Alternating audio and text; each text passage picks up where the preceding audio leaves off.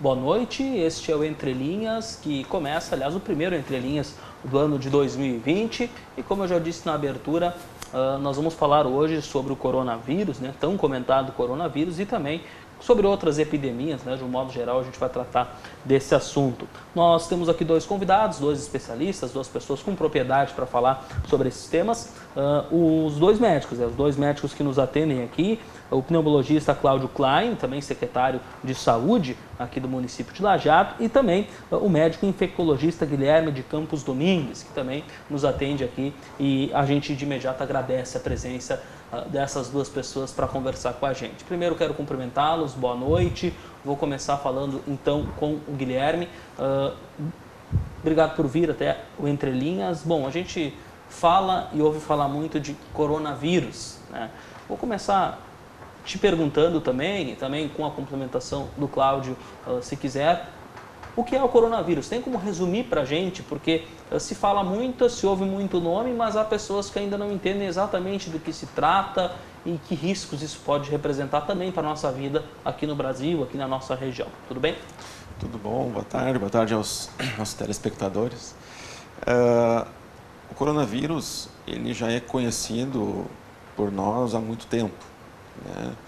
Ele é um vírus que inicialmente encontrado em algumas espécies, múltiplas espécies, tanto de roedores, mamíferos, né, alguns répteis, né, e de alguma maneira se acredita hoje que ele tenha então ultrapassado essa barreira de espécie e atingido seres humanos, né? Então ele é um vírus como qualquer vírus respiratório, né, e tem causado esse alarme todo pela questão da sua alta transmissibilidade, né, e pelos casos recentes aí, então, de óbitos, né. Tudo bem. Eu ia complementar só para, né, Guilherme, para também deixar o público bem ciente, né? Ele não é um vírus totalmente novo, né? Esse atual que está causando essa infecção, sim, provavelmente ele deve ter sofrido alguma mutação e aí agora ele teve essa capacidade de também infectar o ser humano, né? Porque ele já existia, provavelmente, entre esses seres usualmente mais tipos roedores, até no morcego mesmo, como apareceu muito sendo o implicado como responsável. Mas se conhece o coronavírus desde os anos 60. E ele tem muitas infecções que são desprezíveis, são infecções respiratórias tipo resfriado, que a gente nem classifica, vamos dizer assim, não dá um nome, fica só no grupo geral dos resfriados, né? Mas ele teve duas situações assim bem peculiares, onde ele, similar ao que está acontecendo agora, ele afetou um número grande de pessoas. Uma delas foi entre 2002 e 2003, na própria China, que causou uma síndrome respiratória aguda grave, com um número bastante significativo de mortes, mas foi contida também e não teve dispersão mundial do quadro, ou pelo menos poucos casos fora da Ásia, alguns casos na Europa e Estados Unidos. E também um outro quadro posterior a esse, que acometeu mais a região da Arábia Saudita, Catar, que foi chamado de síndrome respiratória do meio... Oriente Médio, da região Middle East, como chama o nome da sigla. Então agora estamos com mais uma espécie aí que a gente na realidade está aprendendo a conhecer, né? E ela... curiosamente, de novo, eclode na região da China, que aí tem algumas características, talvez por questões de hábitos peculiares deles, de terem esses contatos com esses animais, ou talvez por causa dessa população muito grande, que é um país de uma população muito grande, aí tem essa condição aí de acabar desenvolvendo esse tipo de infecção. Muito bem. Até que ponto, né, e eu pergunto para os dois também, já cumprimentando o Dr. Cláudio, né, que eu não cumprimentei, mas até que ponto nós aqui podemos nos preocupar, como eu disse na abertura, né, até que ponto a gente pode ter algum temor? Claro que não se sabe, né? Não tem como dimensificar, mas está em muitos países do mundo já. A gente ouve muito falar da China, lá que está concentrado praticamente numa cidade ali, né, que surgiu e que os números são bem grandes, mas a gente pode se preocupar, há toda uma série de precauções, tem pessoas brasileiras que estavam na China que vieram para cá e vão ficar um tempo aqui, ou seja, tem uma série de ações sendo feitas. Até que ponto essas ações elas são necessárias, exageradas ou até insuficientes? O que dá para falar sobre isso? Porque as pessoas querem saber o risco delas, né? Quem nos assiste aqui, quem está na nossa região, nós temos até pessoas, alunos nossos aqui da Univates, né? Colegas nossos aqui que estão lá na China, uma outra cidade, mas querendo ou não, as famílias, as pessoas daqui também acabam ficando um pouco preocupadas. O que dá para falar sobre esse risco com outras regiões do mundo, inclusive a nossa? Eu acho que algumas coisas que são peculiares da doença de transmissão são importantes de falar, né? Nós sabemos que é uma doença transmitida por gotículas, né? Então nós sabemos que o risco de transmissão é ao redor de uma pessoa infectada, uma região de 2 metros de distância. É diferente de algumas doenças que transmitem por aerossol, que podem permanecer no ar por muitas horas e causar uma transmissão, digamos, numa sala durante várias pessoas entrando e saindo. Isso não acontece, né? E a gente sabe que o vírus, estudo recente, que ele sobrevive em torno de 9 horas no ambiente. Então, já existia um risco, o pessoal estava com medo já de fazer compras da China, porque podia vir um material infectado. Então, a gente sabe que isso não existe, porque são 9 horas, essa carga, né, essa viagem daqui dura muito mais do que isso. Então, até lá o vírus já morreu. E ele já é sensível, ele é frágil contra qualquer método antisséptico. Usar álcool, clorexidina, usar, né, hipoclorito, qualquer coisa que utilizar em casa ou em hospitalar, ele tem essa fragilidade no ambiente e ele não resiste, né? Qual é o nosso receio, né, que a gente falou? A gente já são mais de 15 países até agora que já tem algum caso confirmado. Se não me engano, são em torno de 20 agora. Está mudando muito. Cada dia é algum que aparece porque teve contato, viajou para casa, né, e tem essas investigações. O grande risco é realmente que uma das pessoas infectadas venha para o Brasil, não se identifique e conviva em algum ambiente com muitas pessoas e isso venha, de alguma maneira, gerar essas transmissões, né?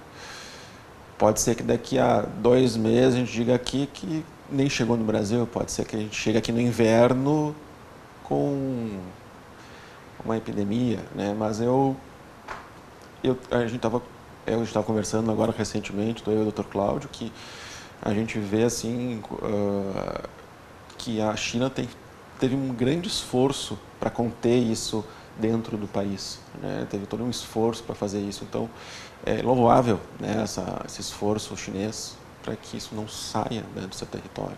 Pois é, isso chamou a atenção, né? Um país como a China, que não é um país de primeiro mundo, mas a gente sabe que é um país completamente diferente dos nossos, daqui sul-americanos, talvez, em termos assim de organização e de mobilização imediata. Por exemplo, lá foi construído um hospital em poucos dias, né, que chamou muita atenção do mundo.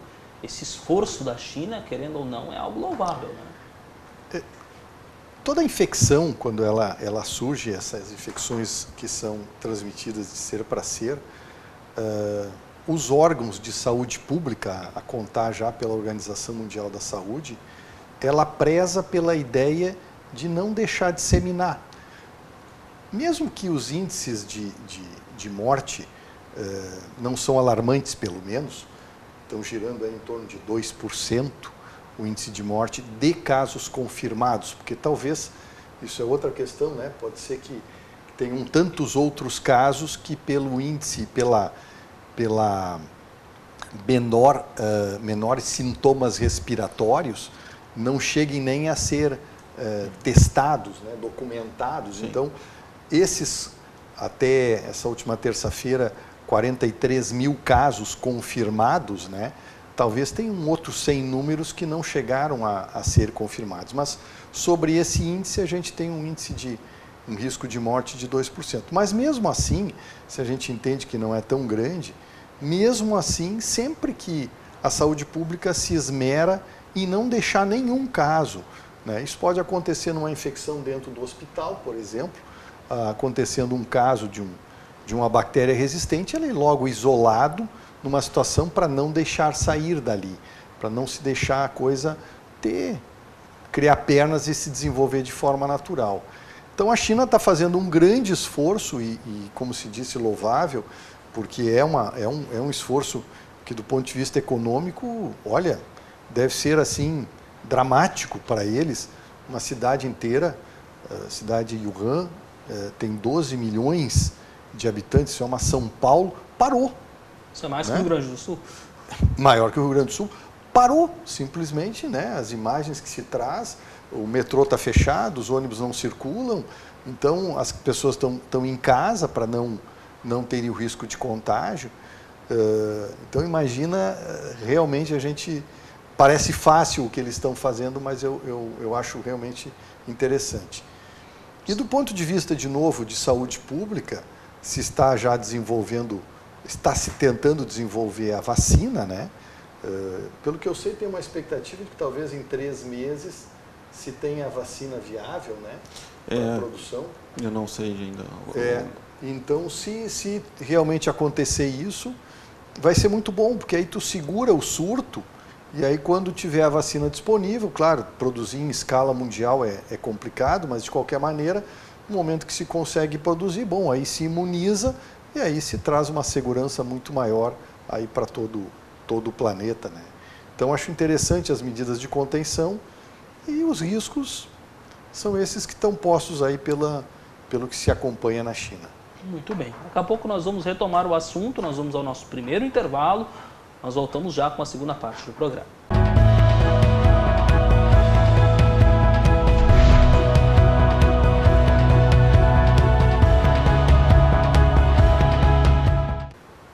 Estamos de volta, esse é o Entre Linhas aqui pela TV Univates. Estamos falando sobre coronavírus e outras epidemias virais. Nós estamos recebendo o Dr. Guilherme de Campos Domingues e também o Dr. Cláudio Klein, que gentilmente atendeu o nosso convite. Falando sobre isso, nós vamos falar também sobre a nossa situação aqui no Brasil, tratamento, né, que é uma das questões também mais importantes, e que a gente pode falar sobre isso, em alguns casos confirmados, né, que são muitos no mundo. Daqui a pouco a gente fala também um pouquinho sobre os números, né, mundiais, né, que nós temos pelo menos aí até o início da semana. Mas o que dá para falar sobre o tratamento no caso de alguém estar contaminado? Quais as primeiras ações, quais os procedimentos a partir de então? Bom, de um modo geral, né, Guilherme, as infecções virais não têm ainda um tratamento muito eficiente. Tem tratamentos para várias doenças virais, mas não é assim como uma infecção bacteriana, que o antibiótico é muitas vezes uma ação super rápida que a gente está acostumado.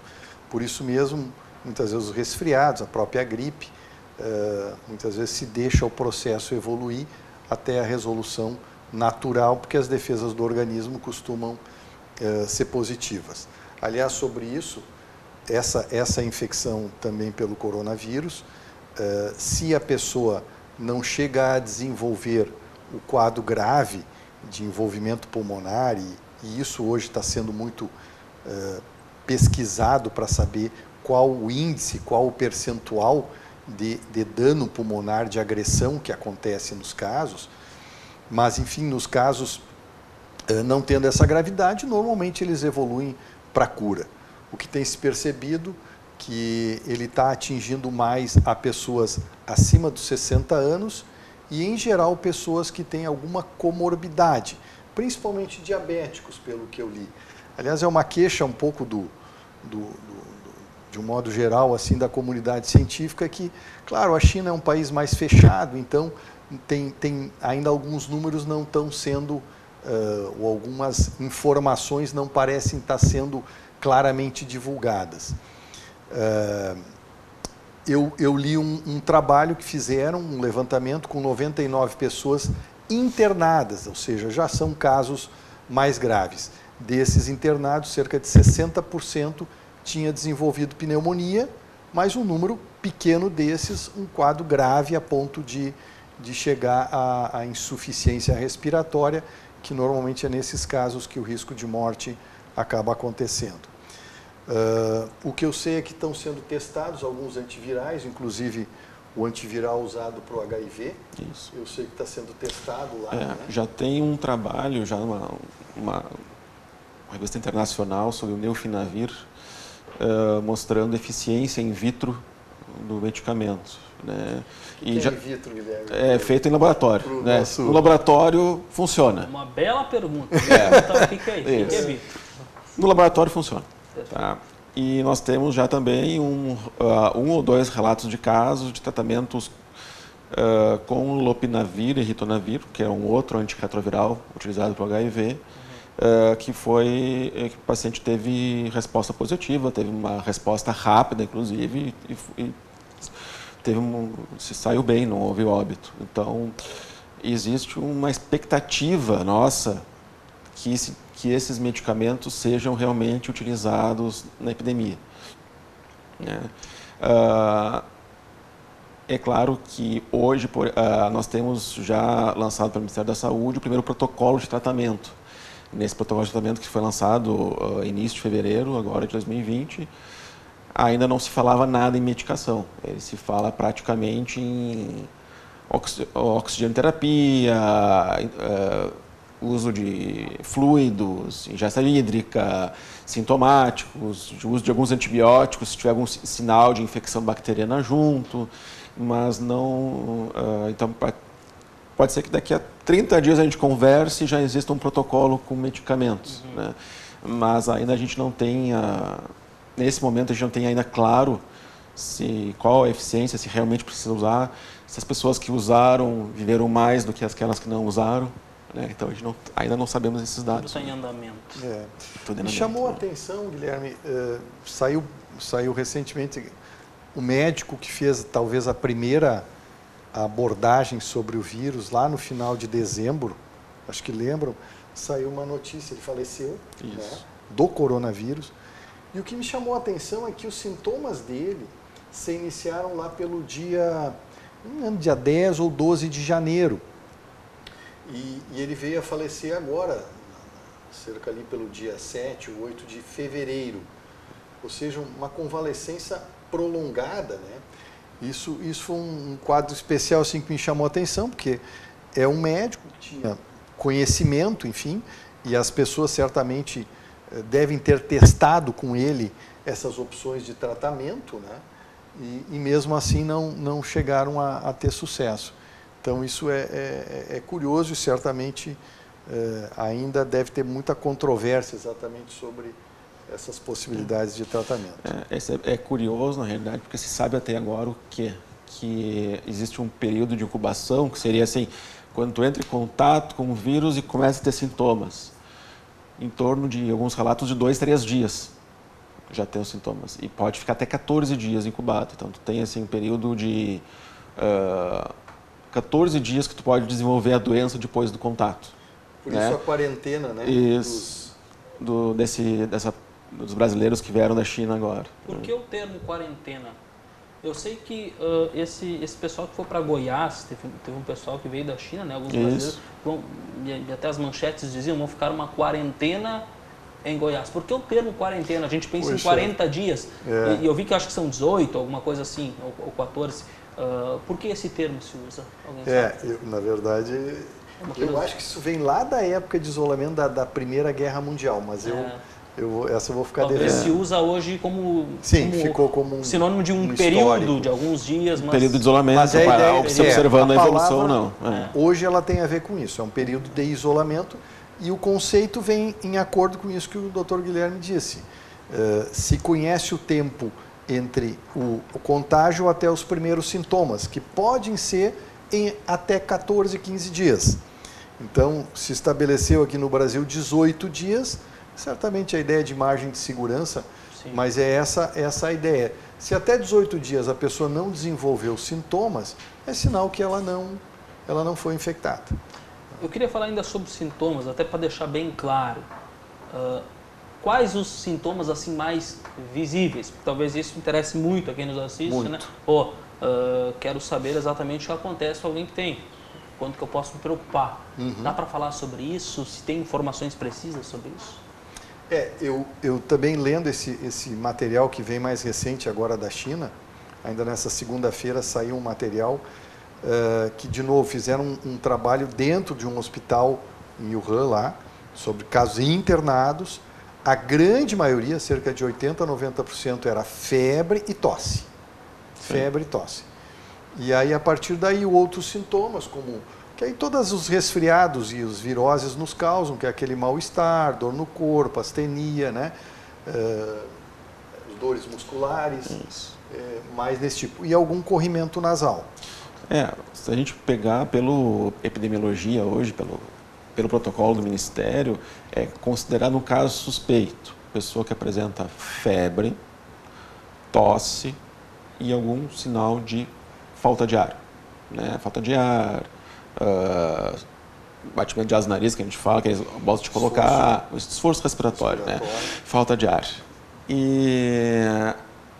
Só que tem uma observação muito importante. Ele tem que ter viajado para uma área que teve infecções pelo coronavírus. Não adianta eu que em Lajeado, que nunca saí de Lajeado, estou com febre, tosse, vou procurar coronavírus. Não.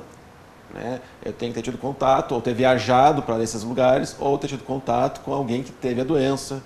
Né?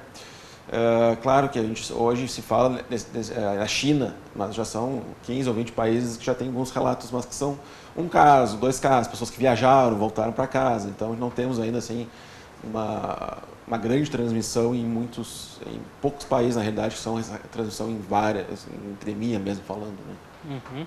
E eu queria, o Cláudio acabou tocando num assunto, eu não sei até que ponto tem como aprofundar isso, porque é uma questão um pouquinho mais política, mas você falava mesmo, a China é um país fechado, não se consegue talvez tantas informações quanto se gostaria. Eu imagino que politicamente, diplomaticamente para o mundo, no momento que isso se torna uma questão mundial, tomara que não chegue a grandes patamares, mas não é impossível, em outros momentos já aconteceu, números maiores até, países com outras culturas, daqui a pouco até com rivalidades políticas, se acertar diplomaticamente para se evitar, porque aí é uma questão humana, uma questão mundial, eu imagino que também seja um desafio, ou seja, os países conseguirem tratamento, conseguirem remédios, conseguirem informações com um outro país e daqui a pouco que não tem uma relação diplomática tão afinada assim. Eu imagino que esse é um desafio paralelo que talvez nós aqui discutindo um pouquinho mais tecnicamente, às vezes até passa despercebido, mas por exemplo que um país como o nosso ou que outros países também acabam enfrentando, né? Júlio, essa é uma situação assim bem interessante, que na área de saúde pública de um modo geral, se esquece praticamente tudo que existe de conceito político, econômico, moral. Que bom, né? Claro, que bom. Tem assim, comentários bastante interessantes sobre o médico ao tratar um baleado vítima ou causador de um crime, né? É tratado absolutamente da mesma maneira, sem se enxergar. E isso, de um modo geral, na comunidade científica, isso é absolutamente assim, tranquilo, que a visão é única e exclusivamente a solução do melhor para o problema que existe. Né? Então, nesse aspecto é bacana. E normalmente há uma ajuda mútua bem sem interesses, né? Então, nesse aspecto é positivo. Sim. Que bom saber, evidente, a gente espera isso, né? Mas é importante deixar isso claro também. A não ser que às vezes os governos façam papéis, eu falo justamente, né, de governos, mas... né, de relações diplomáticas com um país, por exemplo, que não tem uma boa relação e daqui a pouco precisam se ajudar em algum momento e daqui a pouco vão precisar estreitar essas relações. É verdade, mas normalmente acontece. Torcemos muito para isso, né? O que é curioso é que os primeiros países que foram tentar desenvolver a vacina são Rússia, que é uma questão política meio, né, historicamente meio parecida com a China, né? Mas tem um país, que acho que é a Austrália também, que está fabricando, se não me engano, é a Austrália e a Rússia, que iniciaram o desenvolvimento da vacina. Acho que agora já tem mais um país da Europa agora. Mas nem tu falou, assim, ó, isso agora os Estados Unidos, quando desenvolverem a vacina, provavelmente o Brasil vai começar a fabricar também a vacina, eles devem transmitir essa tecnologia para o Brasil deve fabricar também a vacina, porque não tem como um centro no mundo só distribuir vacina para todos. Quantidade. Então é um conhecimento que ele é disperso daí para todas as comunidades, né? Então isso a gente fica muito feliz, muito agradecido que seja assim também. Muito bem. Vamos a mais um intervalo, estamos encerrando esse bloco, em instantes voltamos.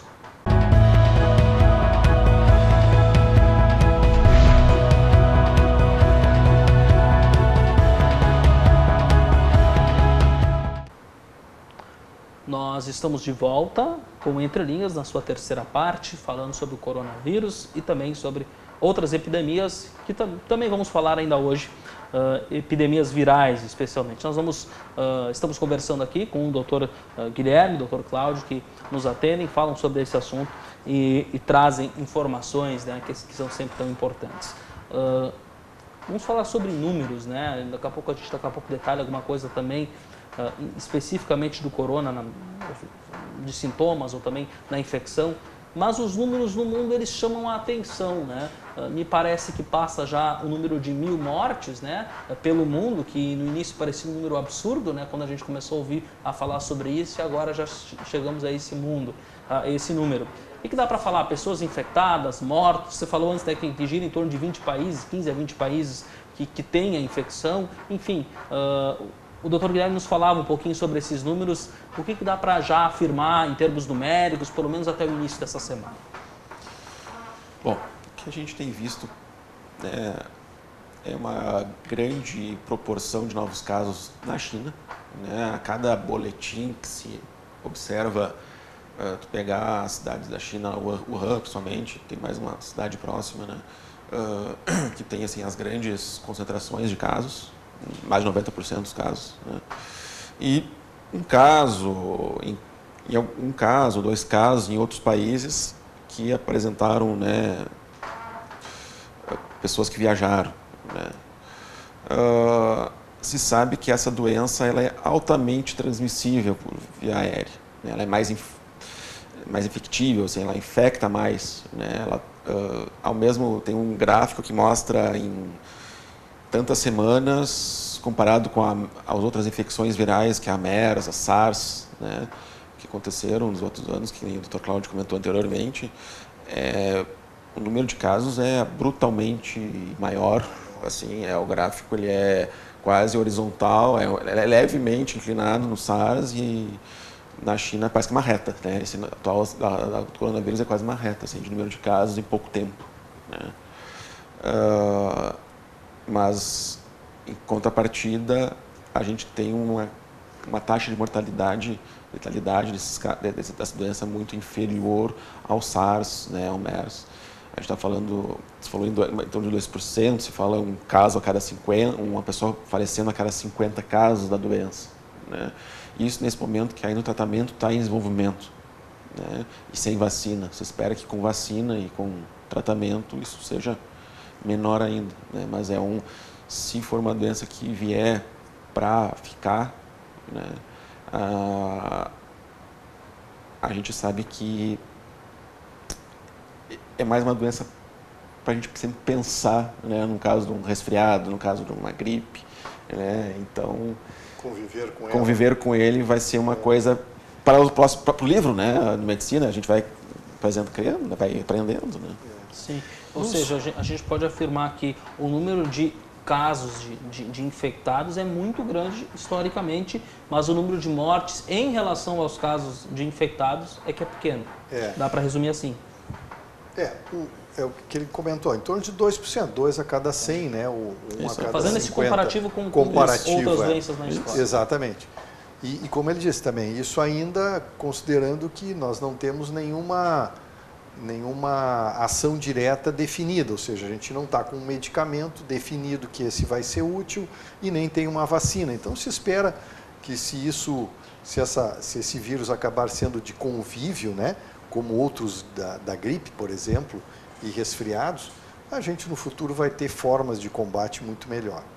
Mas eu também queria, aproveitando a questão do número, do cálculo, se calcula que cada pessoa infectada ela tenha transmitido ou transmita para mais 3. Só que, como o Dr. Guilherme falou, por essa questão da transmissão por via de secreções da via aérea, seja nasal, oral, tosse, né? Se a pessoa está razoavelmente perto, a transmissão realmente é muito fácil. E até agora, na China, os números estavam realmente numa escala crescente.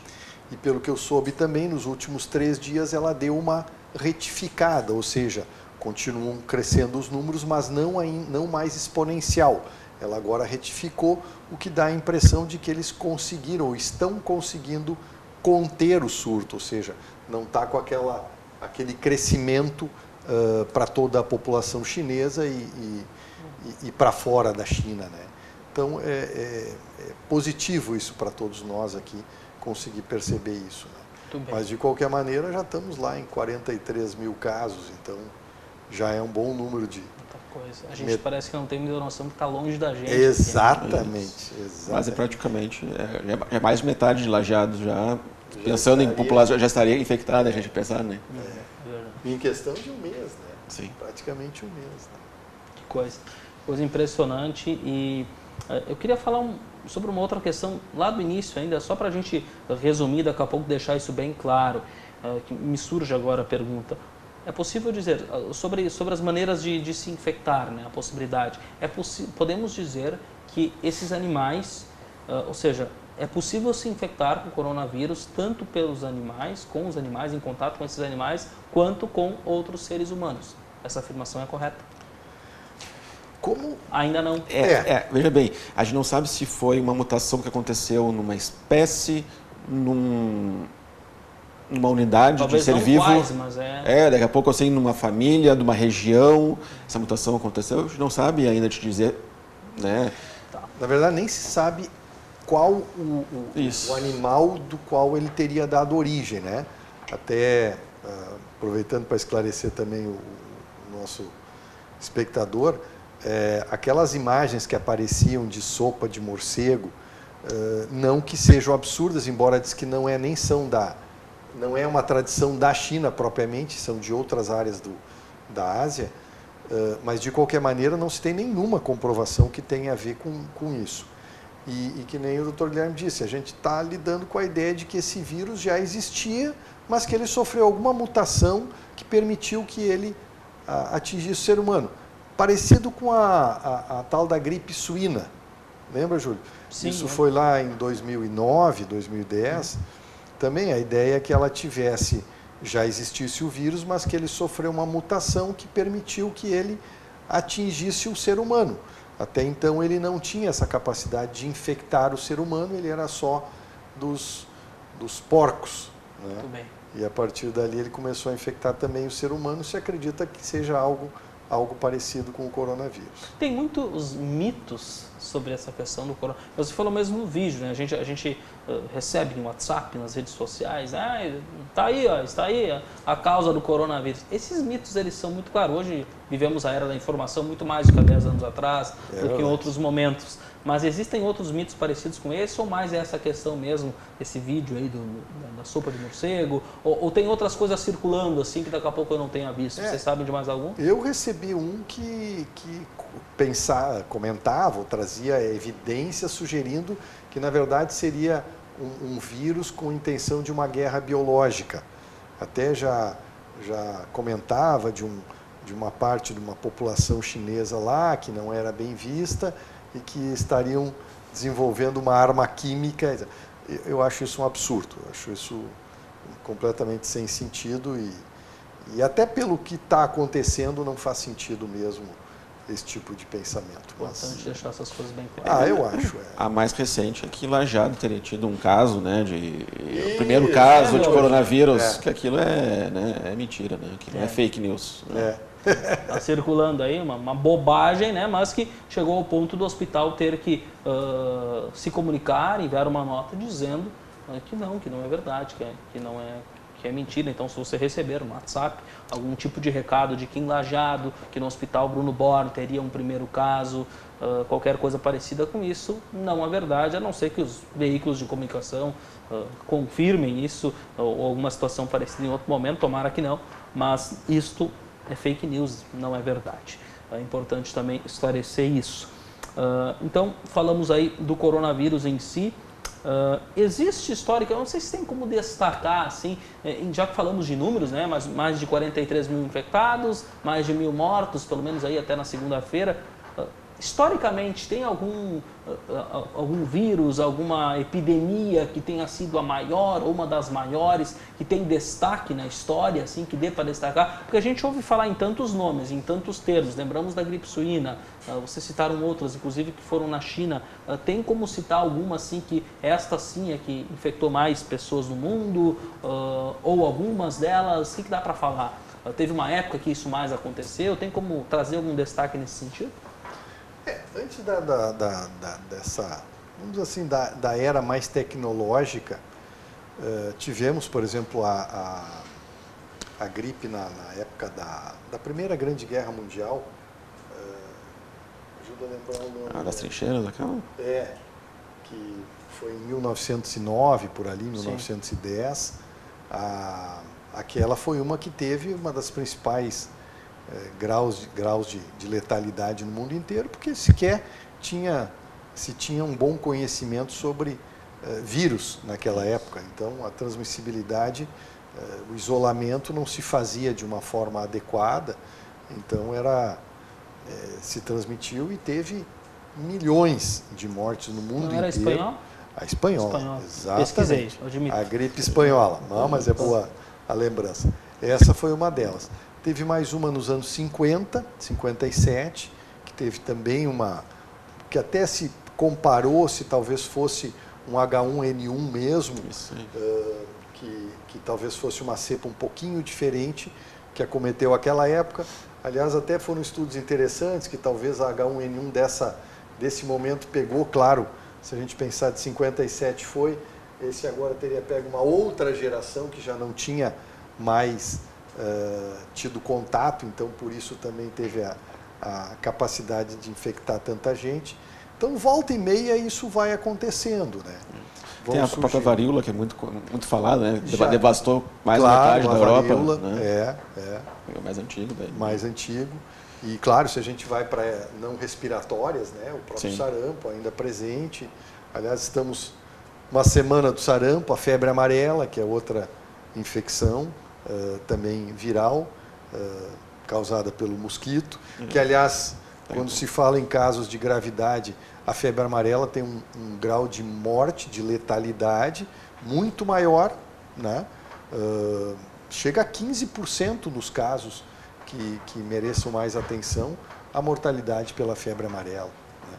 Então a gente tem que cuidar para não esquecer, querer chamar muito a atenção para o vírus do coronavírus, e a gente vai esquecendo a dengue, né, que está aí também regular aí no nosso meio, que também, principalmente quando se fala, né, Guilherme, quando se fala dos casos mais graves da dengue, aqueles casos em que se repete, em que tem a febre hemorrágica associada, também o grau de risco de morte chega a 9%. Então, enfim, é muito comum isso entre nós no dia a dia. Importante ter esse panorama também, né? Histórico. Eu acho que sim. O que isso representa também historicamente. Para não causar também um pânico realmente exagerado. Muito bem. Intervalo, já voltamos.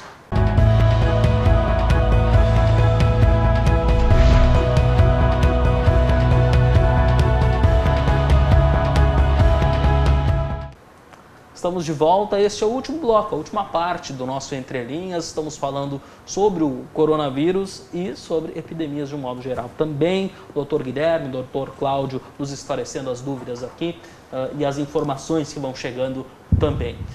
Uma palavra que também até não abordamos, não aprofundamos, mas é muito importante: prevenção quanto ao coronavírus. Aliás, essas epidemias, né? Historicamente, a gente fala, por exemplo, dengue, outras situações que geram grande impacto aí. A gente fala muito sobre as prevenções contra elas, mas uma epidemia como o coronavírus, que a gente começa a ouvir falar agora, as pessoas talvez não saibam muito o que fazer, de que forma prevenir e evitar. Tem como? O próprio, nesse protocolo que o Ministério da Saúde já emitiu, primeiro, para isso, ele já cita as condições, vamos dizer assim, que seriam para a gente tomar as atitudes para prevenir, que é lavar as mãos com frequência, usar o álcool gel, que é muito eficaz, né? Assim como outros produtos, mas o álcool gel é eficaz para o controle do vírus. E a máscara, aquela máscara de pano ou de papel, ela, como é a secreção que carrega o vírus, então ela é uma secreção que é possível ser detida pela máscara, então a máscara também é útil. Então, se houver locais, se estivesse lidando em locais que tem alguma suspeita, né, a máscara vai beneficiar. Também alguém que esteja com alguma deficiência de imunidade, para ela se proteger. Isso já hoje acontece, algumas pessoas vítimas de algum transplante, por exemplo, né, ou de tratamentos, principalmente para o câncer, né, oncológicos, acabam tendo a sua imunidade comprometida, elas já fazem o uso como um modo geral assim, de proteção contra essas infecções gripais, resfriados, que são mais comuns, que se transmite da mesma maneira.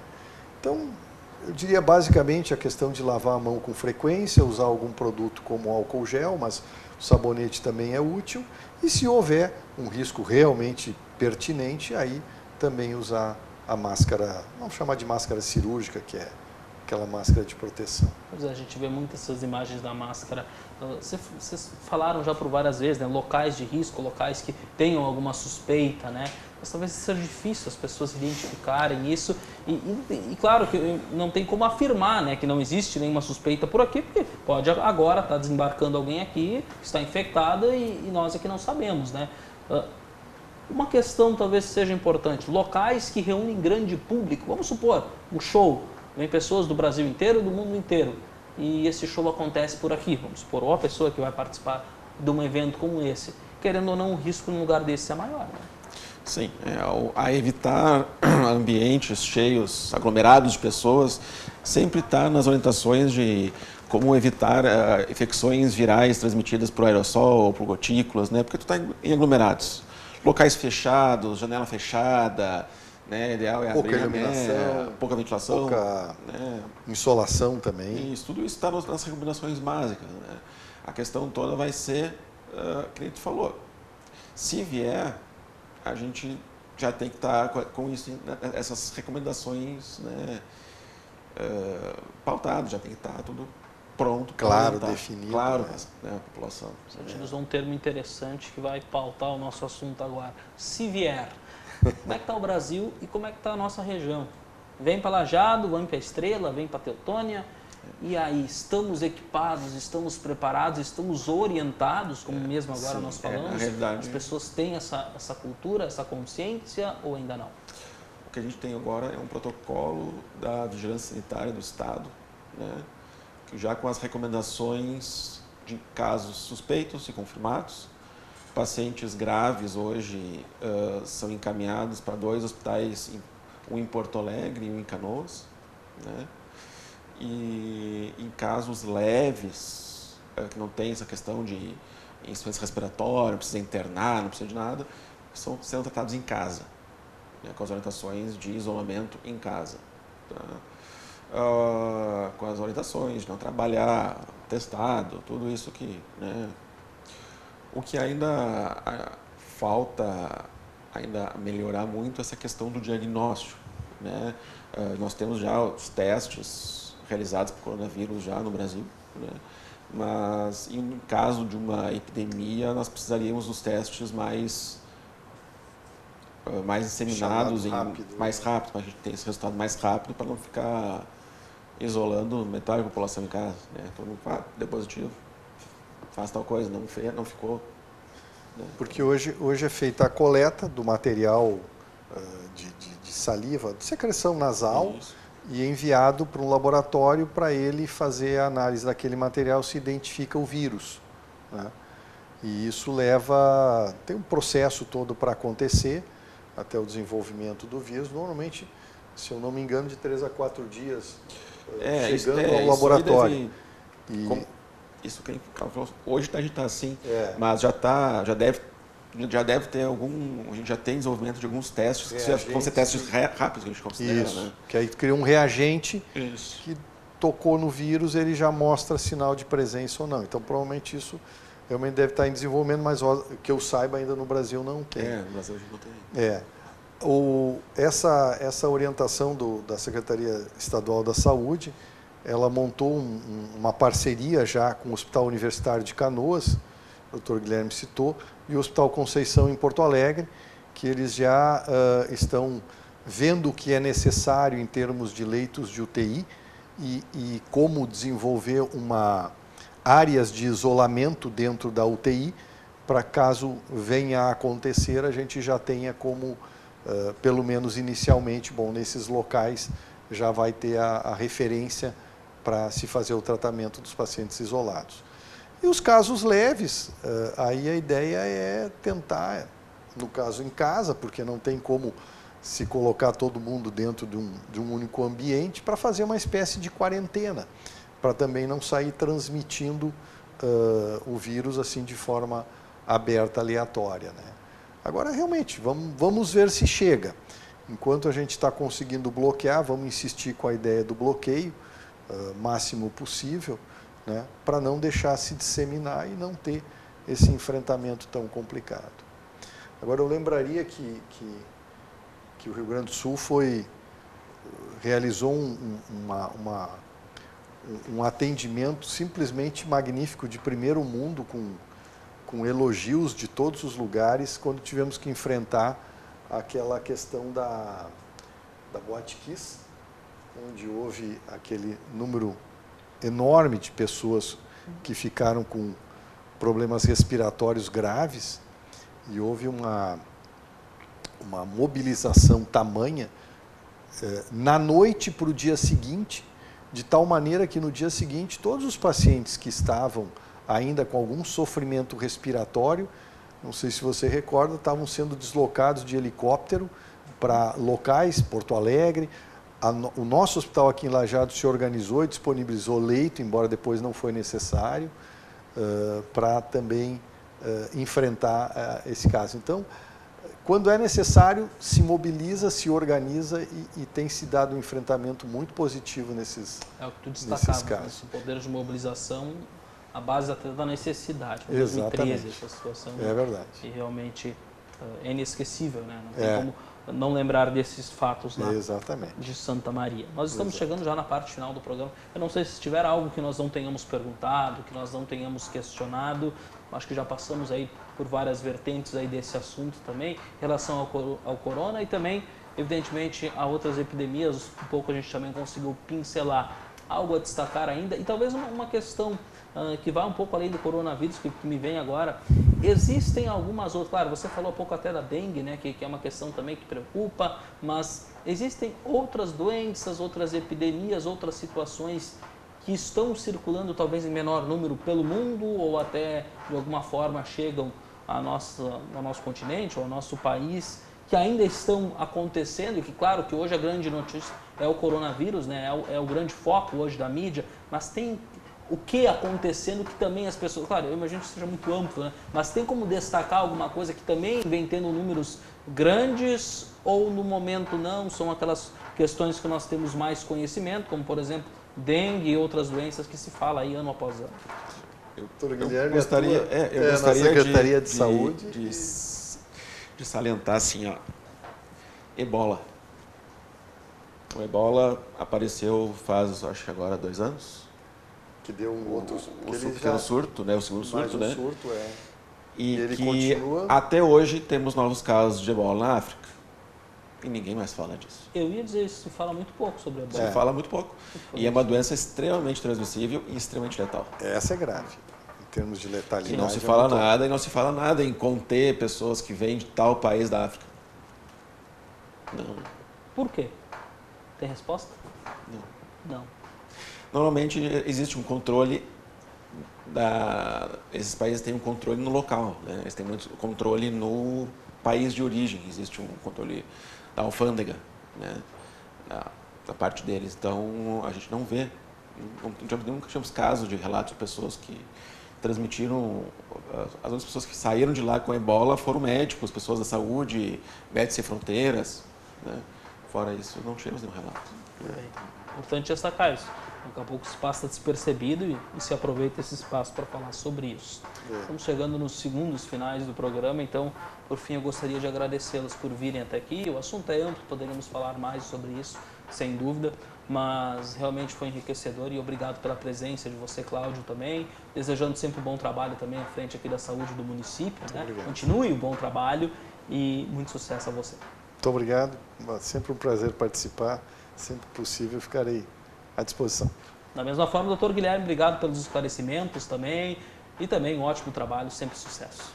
Muito obrigado pelas palavras, agradeço muito de coração. Muito bem, então, doutor Guilherme e doutor Cláudio conversando conosco sobre o coronavírus, que é a grande notícia do momento, né? A notícia que causa preocupação no mundo, querendo ou não, e também sobre epidemias de um modo geral. Agradecendo também a você que nos assistiu, que nos acompanhou até agora. Muito obrigado pela qualificada audiência e prometemos voltar na semana que vem com mais um tema, mais um programa Entre Linhas aqui na TV Univates. Um grande abraço, até mais.